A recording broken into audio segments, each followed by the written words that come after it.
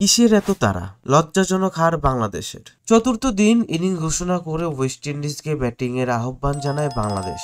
দ্বিতীয় ইনিংসে 181 রানের লিড নিয়ে ব্যাট করতে নামে ক্যারিবিয়ানরা। এই দিন যেন এক অন্যরকম তাসকিনকে দেখতে পান উইন্ডিজ ব্যাটাররা। শুরু থেকেই তাসকিন আহমেদের আঘাত। ম্যাকাইল লুইসকে কট বিহাইন্ডের ফাঁদে ফেলে আউট করেন তাসকিন আহমেদ 10 রানের ব্যবধানে। কেসি কার্টিকে প্যাভিলিয়নের পথ দেখান তাসকিন আহমেদ। শরীফুল ইসলাম ওয়েস্ট ইন্ডিজ অধিনায়ক ক্রেইগ ব্রাথওয়েটের উইকেট তুলে নিলে চাপের মুখে পড়ে যায় ওয়েস্ট ইন্ডিজ।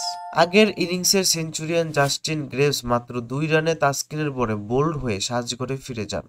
অ্যালিক অ্যাথানেস দলকে এগিয়ে নিয়ে যাওয়ার চেষ্টা করেন, কিন্তু ব্যক্তিগত 42 রানে মেহেদী হাসান মিরাজের বলে এলবিডব্লিউ এর ফাঁদে পড়ে আউট হয়ে সাজঘরে ফিরে যান। 152 রানে অল আউট হয়ে যায় ওয়েস্ট ইন্ডিজ। বাংলাদেশের হয়ে তাসকিন আহমেদ একাই শিকার করেন 6 উইকেট। কাপ্তান মেহেদী হাসান মিরাজ 2টি, তাইজুল ইসলাম, শরীফুল ইসলাম 1টি করে উইকেট শিকার করেন। 334 রানের লক্ষ্যে ব্যাট করতে নেমে কিমা রোচ ও জয়ডান সিলসের বোলিং তাণ্ডবে চোখে শস্যি ফুল দেখছিল বাংলাদেশি ব্যাটাররা। স্কোরবোর্ডে 108 রান তুলতে 7 উইকেট হারিয়ে বসে টাইগাররা। কিমা রোচ ও জয়ডান সিলস যথাক্রমে 3টি করে উইকেট নেন। লিটন দাস 22 ও টাইগার অধিনায়ক মেহেদী হাসান মিরাজ 45 রান করেন। আশা দেখানো জাকির আলী দলকে বেশি দূর এগিয়ে নিয়ে যেতে পারেননি। পঞ্চম দিনের প্রথম সেশনেই অল আউট হয়ে যায় বাংলাদেশ, সংগ্রহ করে মাত্র 132 রান। 201 রানের বিশাল ব্যবধানে প্রথম টেস্টে জয় পায় ওয়েস্ট ইন্ডিজ।